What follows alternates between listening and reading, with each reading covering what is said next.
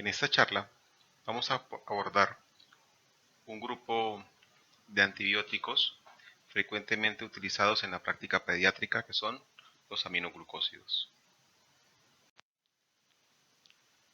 Los aminoglucósidos son antibióticos bactericidas que tienen un papel relevante en las infecciones causadas por infecciones por gram negativos aerobios y sobre todo por enterobacterias y por pseudomonas.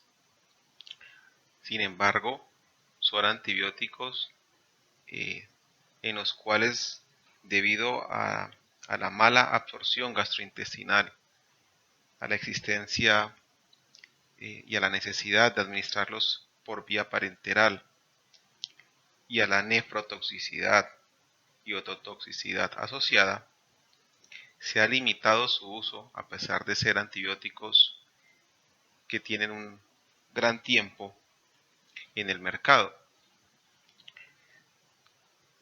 Los primeros aminoglucósidos fueron sustancias naturales. Inicialmente la primera de ellos fue la streptomicina, los cuales fueron derivados a partir de hongos de los actinomicetos, específicamente del Streptomyces griseus. Esto fue hecho por Selman Waksman hacia alrededor de los años 60, a partir de aislamientos justamente de este hongo en la tierra. Luego, después de la streptomicina, llegaron y aparecen en el mercado nuevos aminoglucósidos, dentro de ellos la gentamicina, que ya fue derivada no de hongos propiamente del Streptomyces, sino del Microspora purpurea, y eso ocurre hacia los años 60. Y ya en la década de los 70 aparece justamente el primer aminoglucósido de síntesis química, que es la micacina. Los aminoglucósidos, respecto a su estructura química, están conformados por un anillo aminociclitol, que no es más que un alcohol ciclado, el cual se encuentra aminado. Ese anillo aminociclitol está presente en todos los aminoglucósidos, y ese anillo aminociclitol va a estar siempre acompañado por medio de enlaces glucosídicos a dos o más aminoazúcares. Y esa es la estructura básica de un aminoglucósido, el anillo aminociclitol acompañado de dos o más aminoazúcares. Dentro de los aminoglucósidos ya hablamos de que el primero que aparece en el mercado fue la streptomicina, el cual tuvo inicialmente una gran utilidad para el manejo de la tuberculosis. Después aparecen otros aminoglucósidos que actualmente están en el mercado y que se utilizan en la práctica clínica, como ya lo nombramos, la misma gentamicina, la amicacina, que es el aminoglucósido sintético, también está la tobramicina y está la canamicina. La neomicina, que también hace parte de la familia de los aminoglucósidos, es justamente un antibiótico que se utiliza exclusivamente por vía tópica debido a la gran toxicidad que se presenta con su uso por vía parenteral. Vemos de que los aminoglucósidos son sustancias químicas cuyo peso oscila entre 400 y 600 Dalton. No son estructuras sencillas como otros antibióticos que hemos visto en charlas anteriores, usualmente a pH fisiológico los grupos amino, justamente del anillo aminociclitol, son ionizables. Entonces, eso significa de que a pH fisiológico estas sustancias van a ser altamente hidrosolubles, van a tener un carácter polar. Y justamente por ello la dificultad en que puedan atravesar membranas como las presentes en el enterocito y tengan una buena absorción. Pero eso no solamente impacta en la absorción en la membrana intestinal por parte de estos medicamentos, sino también van a ser antibióticos que no van a tener una buena penetración al líquido cefalorraquídeo, a próstata, a pulmón, justamente por tener este carácter polar. Son estables en medio ambiente, justamente también, entre otras cosas, por tener este carácter polar. Y al tener este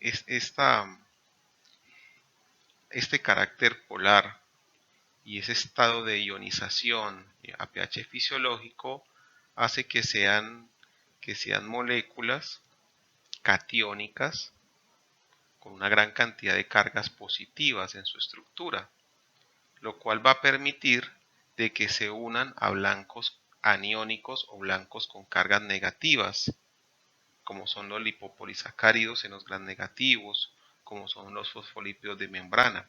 Bien, y ese es uno de los mecanismos descritos que favorecen la entrada de este tipo de antibióticos a las bacterias. La afinidad que tienen por cargas negativas que se encuentran justamente en los lipopolisacáridos de las membranas de los gram negativos. Los aminoglucósidos hacen parte del grupo de antibióticos cuyo mecanismo y cuyo efecto se fundamenta en inhibir la síntesis proteica, así como lo son por ejemplo, el cloranfenicol, los macrólidos, las tetraciclinas. Ellos necesitan, para llegar al sitio de acción, primero atravesar la membrana interna y la membrana externa en las bacterias gram negativas. Entonces, ¿cómo hace una sustancia que es tan polar para atravesar una membrana o atravesar una gran cantidad de membranas en este caso? Y se describe dos fases.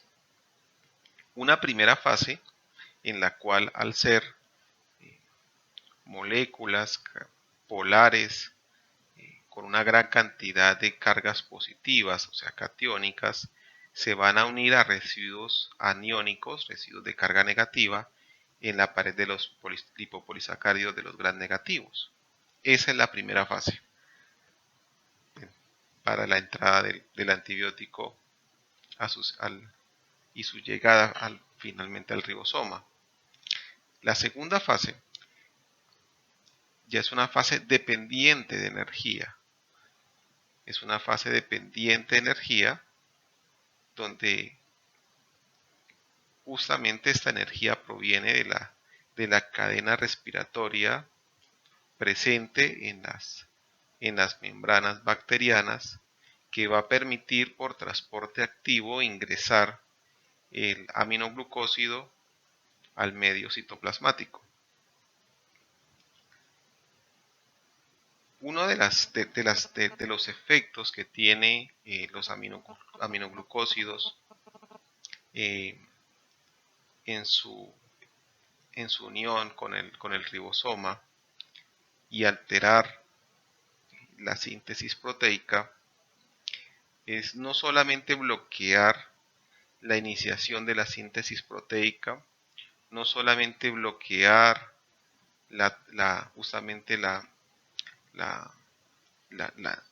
traslación y llevar a una terminación prematura justamente de la cadena de lectura, sino también puede llegar a a inducir la incorporación de aminoácidos, de una secuencia aminoácida incorrecta que va a llevar a la formación de péptidos aberrantes, péptidos que no tienen la secuencia de aminoácidos correcta. Estos péptidos aberrantes se van a unir justamente también a la membrana, la van a desestabilizar y van a permitir la entrada de más aminoglucósido. Eso es lo que se conoce como el efecto pleiotrópico de los aminoglucósidos.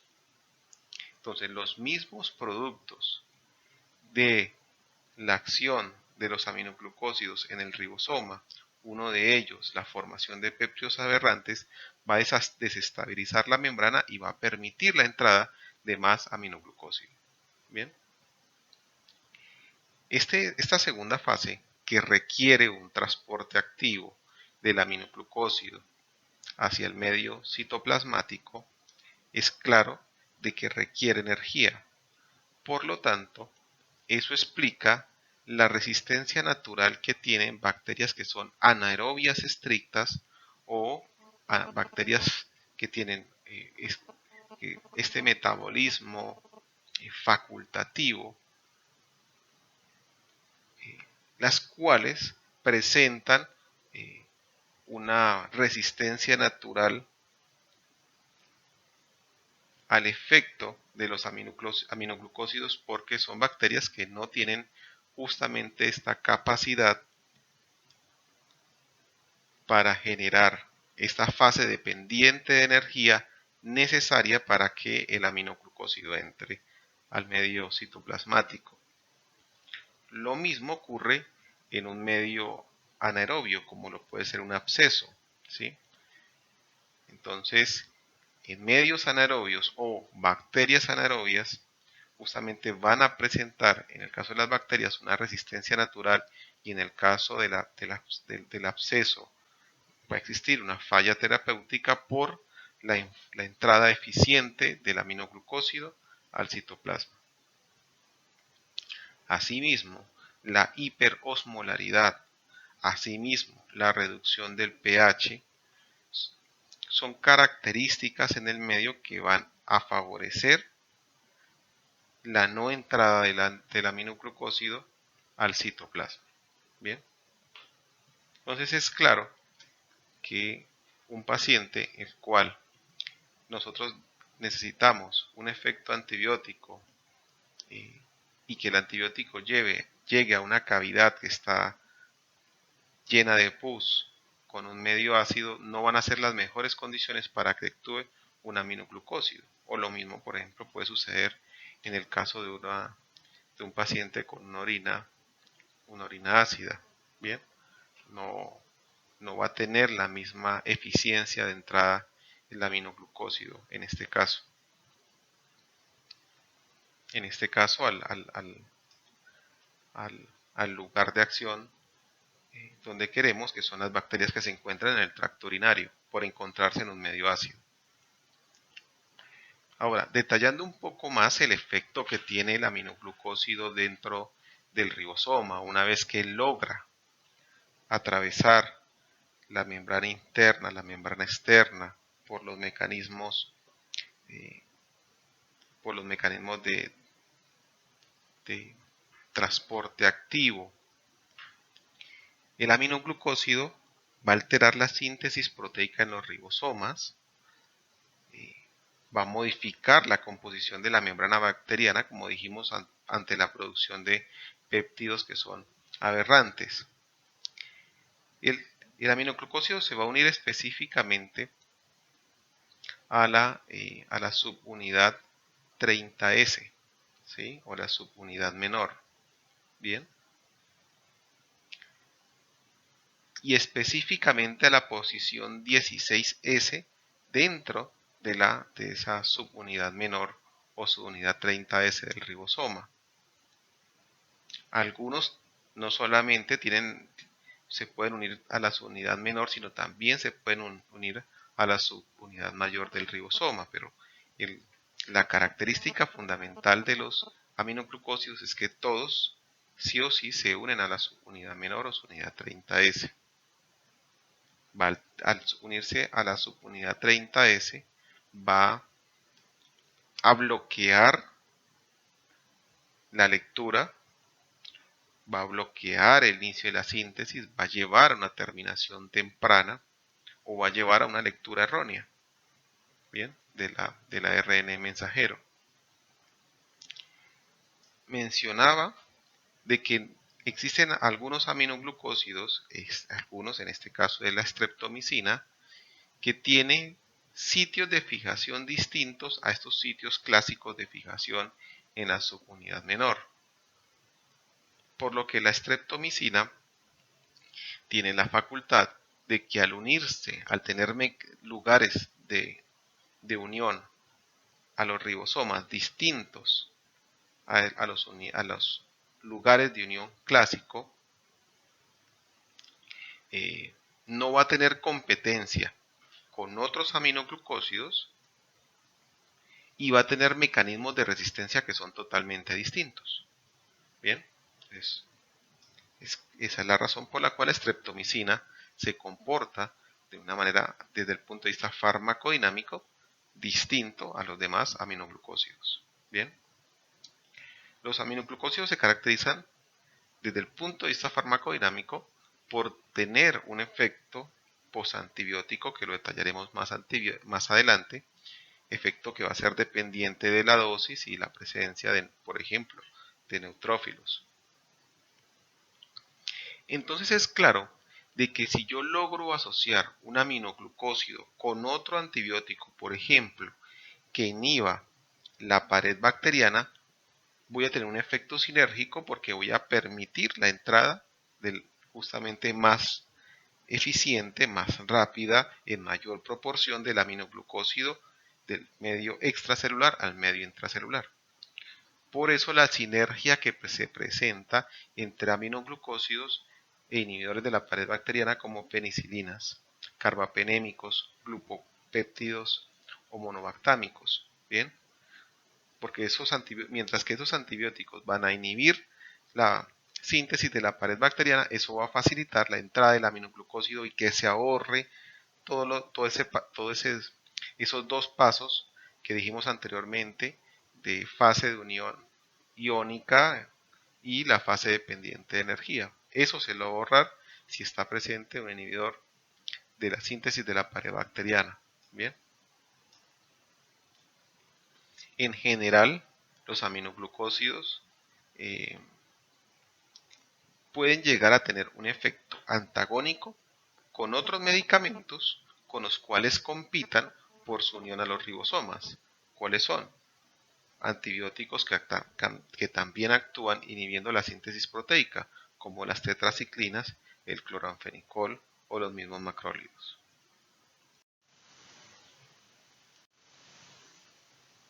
¿Cuáles son los mecanismos de resistencia que se presentan a los aminoglucósidos?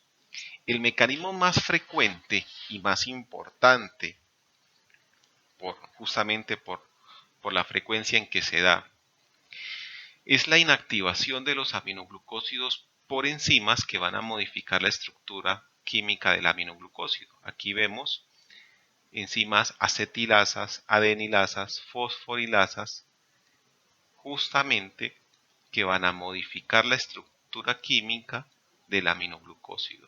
Bien, lo van a inactivar. Ahora, ese aminoglucósido modificado, que el hecho que se rompan 1, 2 o 3 enlaces, bien, o que se transfieran grupos químicos que no pertenecen al aminoglucósido, van a llevar a que éste se una con mayor dificultad al ribosoma y que le cueste mucho más trabajo atravesar las membranas. Ese es, por ejemplo, el mecanismo de resistencia más frecuente que presentan los enterococos. Hay distintas enzimas inactivadoras, ahí las vemos en la diapositiva. En general todas son transferasas, ya sea de grupos acetilo, adenilo, que transfieran grupos fosfato.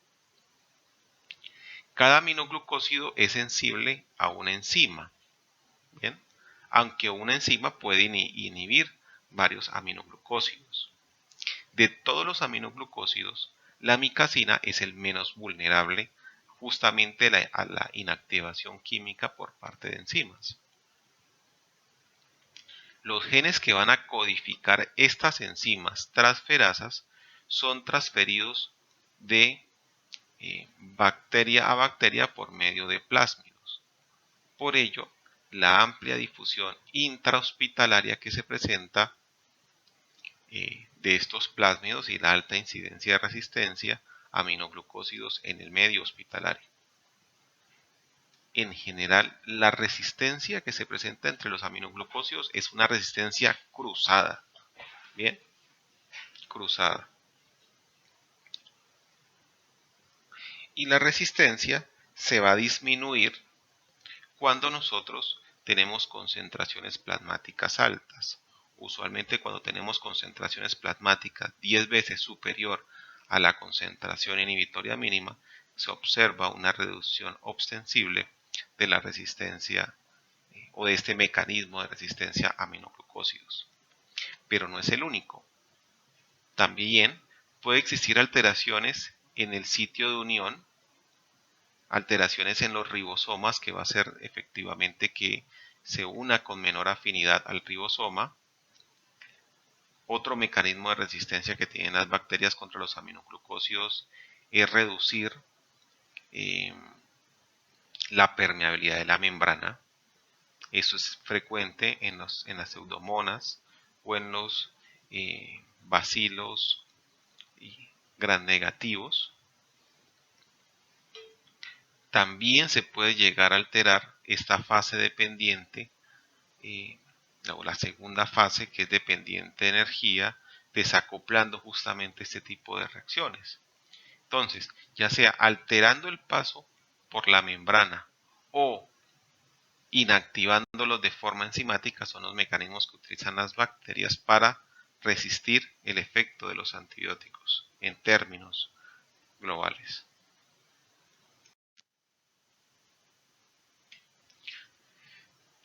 Como vimos y nombramos al principio, los aminoglucósidos actúan especialmente sobre organismos que sean aerobios.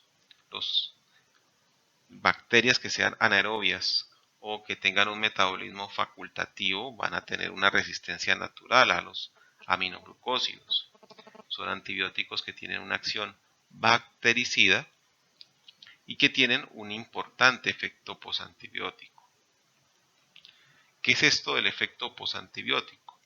Se define el efecto posantibiótico como una supresión del crecimiento bacteriano después de que el fármaco ha sido removido o depurado del organismo o in vitro. ¿Cuánto dura esa inhibición del crecimiento bacteriano después de que el fármaco ha sido eliminado? De 3 a 5 horas. Y es mucho mayor en los gram negativos, es decir, está claro que los aminoglucósidos están hechos para bacterias aerobias gram negativas, que es donde más frecuentemente se ve este efecto posantibiótico. Ahora, entre más alto sea el pico de la concentración plasmática, mayor va a ser la duración del efecto posantibiótico, lo que explica la eficacia del uso de dosis únicas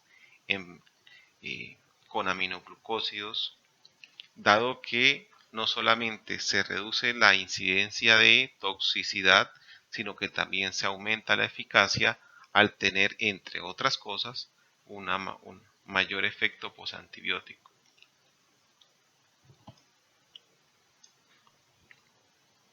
Los aminoglucósidos son activos contra una gran cantidad de bacterias gram negativas. Aquí vemos las concentraciones inhibitorias mínimas de 4 tipos de aminoglucósidos. Primero, frente a bacterias gram positivas, vemos que la gentamicina, si comparamos los que más frecuentemente utilizamos en nuestra práctica clínica, que es la gentamicina y la micacina, la gentamicina tiene una menor concentración inhibitoria mínima frente al Staphylococcus aureus tiene tiene actividad sobre el Enterococcus fecalis. Sin embargo, la concentración inhibitoria mínima es muy alta. No es un medicamento de elección para este microorganismo. Ahora, en bacterias gram negativas, frente a bacterias gram negativas, vemos que igual las concentraciones inhibitorias mínimas, por ejemplo, de la E. coli son menores con gentamicina que con amicacina. Lo mismo ocurre con Klebsiella, lo mismo ocurre con Proteus.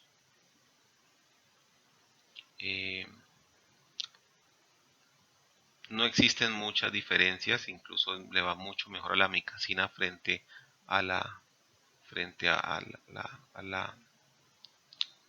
a otros microorganismos como algunas variedades del Proteus.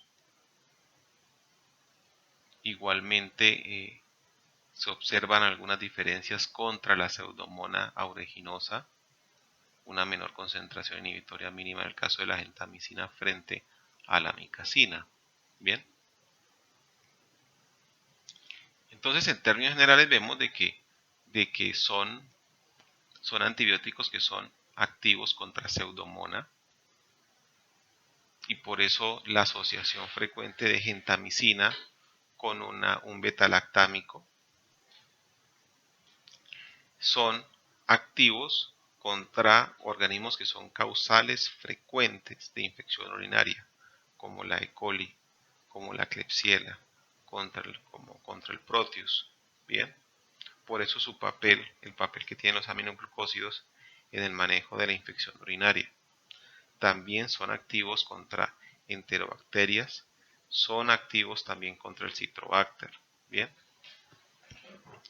Ahora, digamos que en términos generales, si bien hay algunas diferencias, algunas a favor de la gentamicina y otras a favor de la amicacina respecto a la actividad sobre gram negativos, en términos generales tienen una actividad similar contra gram negativos. Bien. Ahora, entre ellos, por ejemplo, contra Serratia es clara la mejor actividad que tiene la gentamicina frente a los demás aminoglucósidos. O es claro, por ejemplo, contra Pseudomonas, la buena actividad que tiene la tobramicina y la gentamicina. Bien. Frente a la Yersinia pestis, a la Francisella tularensis, al Mycobacterium, es claro el papel que tiene, que no está aquí en la tabla, la streptomicina. Bien. En el caso de la amicacina es claro el papel que tiene sobre micobacterias no tuberculosas, sobre la nocardia, por ejemplo. ¿Sí? Ahora, frente a bacterias gram positivas, vemos que no es un gran espectro. Suelen tener poca actividad. Se pueden utilizar contra enterococos fecalis, pero si se utilizan contra enterococos fecalis, se utilizan siempre asociados a beta-lactámicos o a vancomicina.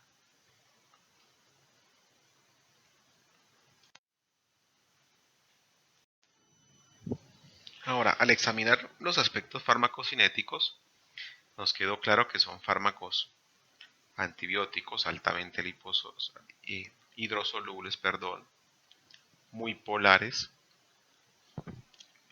razón por la cual solamente los vamos a encontrar para ser administrados de forma endovenosa o intramuscular. Son medicamentos que tienen un bajo porcentaje de unión a proteínas. Son medicamentos que tienen un bajo volumen de distribución, usualmente, especialmente se concentran en el espacio intravascular. Sin embargo, el hecho que tengan un bajo volumen de distribución no impide que, por ejemplo, alcancen concentraciones adecuadas, por ejemplo, en hueso, en líquido sinovial, en peritoneo, en pleura.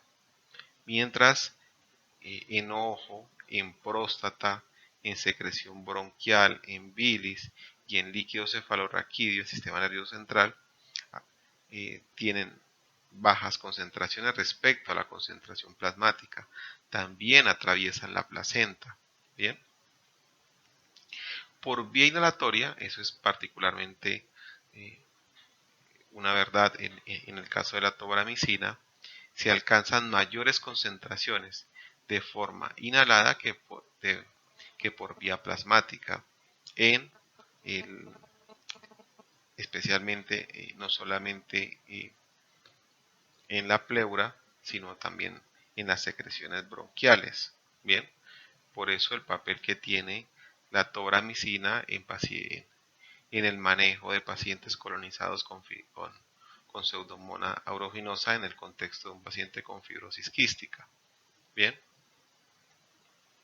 son medicamentos que alcanzan muy bajas concentraciones intracelulares.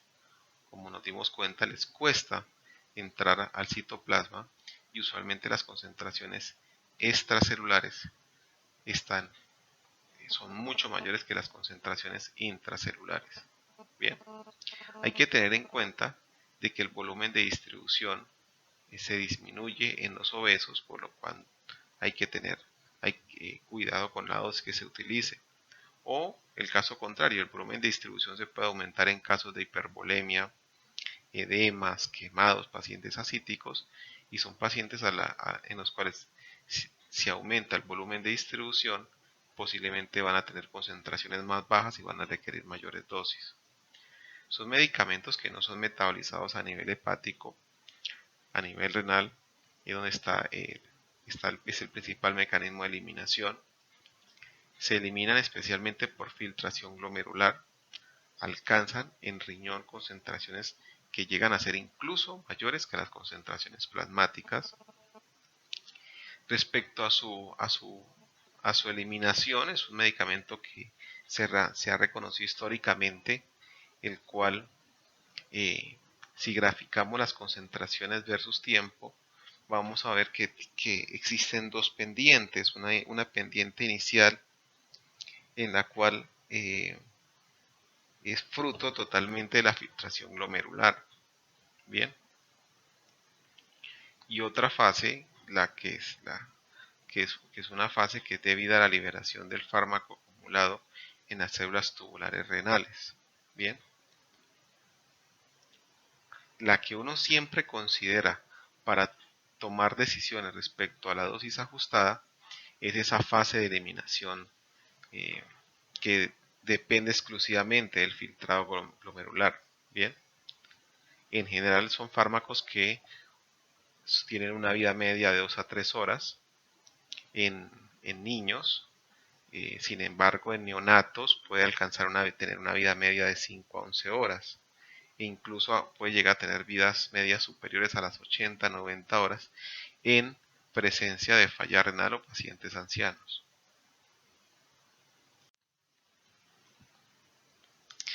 Ahora, aquí vemos entonces los tiempos de vidas medias. Vemos un gran porcentaje de fármaco eliminado en orina y que son medicamentos que la gran mayoría tienen un tiempo a la concentración máxima que llega hasta la primera hora. Veíamos entonces que son medicamentos que dependen mucho entonces del estado del riñón para su depuración.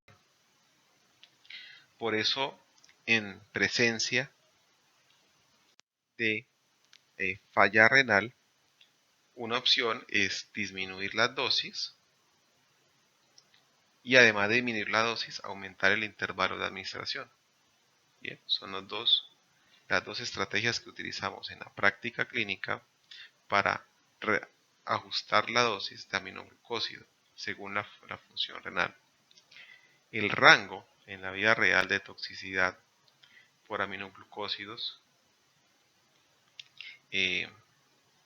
va a ser un valor muy importante para el momento de seguir al paciente y hacer una prescripción racional. Por ejemplo, aquí vemos en el ejemplo la comparación de dar un medicamento cada 8 horas respecto a darlo cada 24 horas en el caso de los aminoglucósidos. Bien. Cuando el medicamento ya está en la hora número 12, ya está en concentraciones subterapéuticas, pero seguramente sigue ejerciendo un efecto posantibiótico y vamos a tener en términos generales una menor exposición al fármaco y una menor incidencia de eventos adversos. En el caso que nosotros guiemos la dosificación tratando de administrar el aminoglucósido una vez al día. Bien.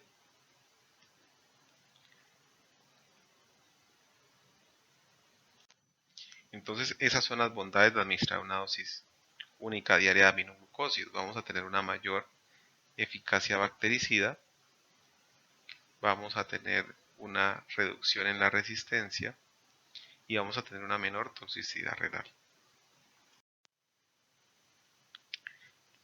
Todos los aminoglucósidos tienen un espectro antibiótico similar como vimos anteriormente. Los aminoglucósidos se utilizan en pediatría como manejo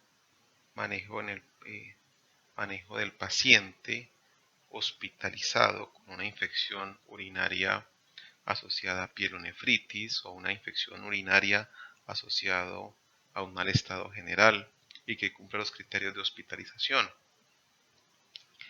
También hacen parte o son alternativas terapéuticas en el manejo del paciente con sepsis o con neutropenia febril. Sin embargo,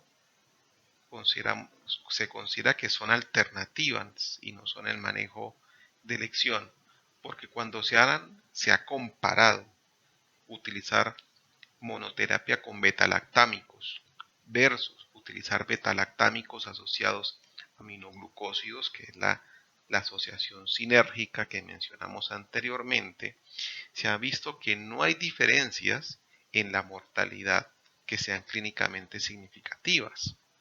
Bien, entre utilizar monoterapia con betalactámicos a una terapia combinada. Y sí existe un aumento en la nefrotoxicidad en los pacientes que usan la combinación frente a aquellos que utilizan monoterapia con betalactámicos. Y son resultados que son similares tanto en pacientes con sepsis como en pacientes con neutropenia febril. También hacen parte del manejo de segunda opción en pacientes con endocarditis, en pacientes con infecciones pulmonares por bacilos gram negativos, ¿bien? O en pacientes con radiolizaciones en presencia de fibrosis quística. Siempre que sospechamos una infección por un bacilo gram negativo, los aminoglucósidos aparecen como alternativas terapéuticas. Bien. Ahora, dentro de los aminoglucósidos, mencionamos de que la micacina tiene la ventaja de que es menos sensible a la inactivación enzimática y por eso se suele reservar la micacina para el manejo de infecciones donde sospechamos una resistencia a los aminoglucósidos. La streptomicina se reserva para el uso de la tularemia, de la peste y hace parte de la medicación antituberculosa, y la neomicina se utiliza como un antibiótico tópico.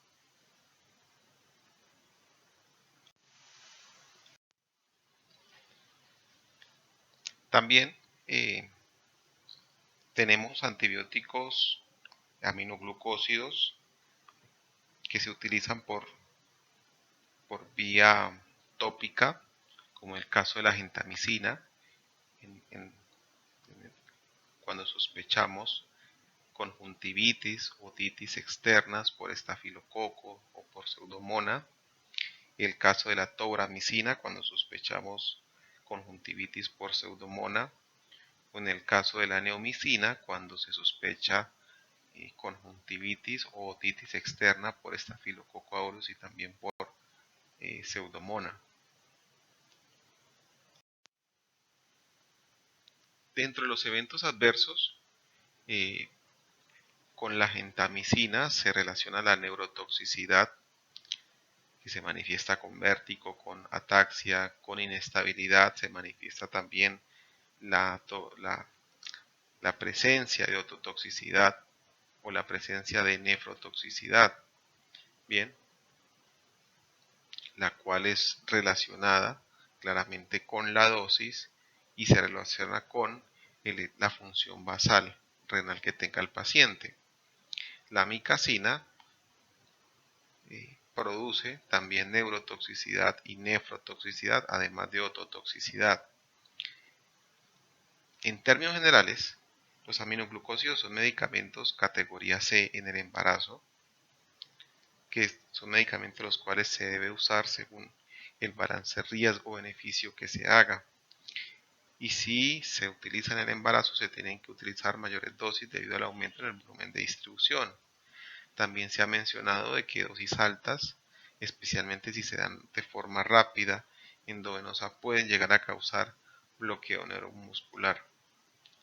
Detallando un poco más esto de la nefrotoxicidad es menos frecuente cuando damos el régimen por dosis única diaria a dar régimen cada 12 o cada 8 horas. Lo que ocurre es una necrosis de las células del túbulo proximal y una necrosis glomerular. Usualmente esta necrosis aparece días después de haber iniciado el tratamiento.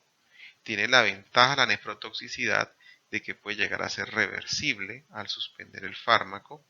Vamos a evidenciar que un paciente está cursando con una nefrotoxicidad porque se aumenta la creatinemia, existe un ligero aumento en la proteinuria y también existe cilindruria. Dentro de los factores de riesgo para el desarrollo de la nefrotoxicidad está el uso concomitante de otros nefrotóxicos como anfotericina, como vancomicina. Eso aumenta la probabilidad de que aparezca nefrotoxicidad por el uso de aminoglucósidos. Está la presencia de una insuficiencia renal previa, está la hipovolemia o está tener concentraciones, especialmente concentraciones de Valle, explicaremos más adelante qué significa altas. La ototoxicidad es el otro efecto adverso frecuente y conocido de los aminoglucósidos. Se alcanza este efecto porque se obtienen altas concentraciones en la endolinfa y en la perilinfa del oído interno, donde se comienza a acumular el aminoglucósido. Se producen lesiones cocleares y vestibulares bilaterales que pueden llegar a ser irreversibles o parcialmente reversibles debido a que existe una destrucción de las células ciliadas sensoriales. Se manifiesta la toxicidad porque el paciente presenta dificultad especialmente en la audición de sonidos de alta frecuencia, especialmente con la amicacina, que después progresa a sonidos de baja frecuencia. Y si hay toxicidad vestibular, además va a presentarse vértigo, ataxia, nistagmus, la cual es más frecuente con la gentamicina. Bien, pues con la gentamicina es más frecuente el daño vestibular, mientras que el daño de las células ciliadas sensoriales es mucho más frecuente con la amicacina y la cual se manifiesta por sordera de acuerdo a la frecuencia de onda de los sonidos, de alta o de baja frecuencia. También los factores de riesgo para el desarrollo de la ototoxicidad es el uso de tratamientos prolongados con aminoglucósidos, la falla renal previa, utilizar otros ototóxicos como la vancomicina, bien, o la misma neomicina, bien, que es un aminoglucósido que es bastante ototóxico. Están contraindicados administrar aminoglucósidos concomitantemente, en el caso de la amicacina, con furosemida, con clarintromicina, con amiodarona, con loratadina, porque en estos casos se va a aumentar las concentraciones del aminoglucósido y se aumenta el riesgo de nefro y ototoxicidad.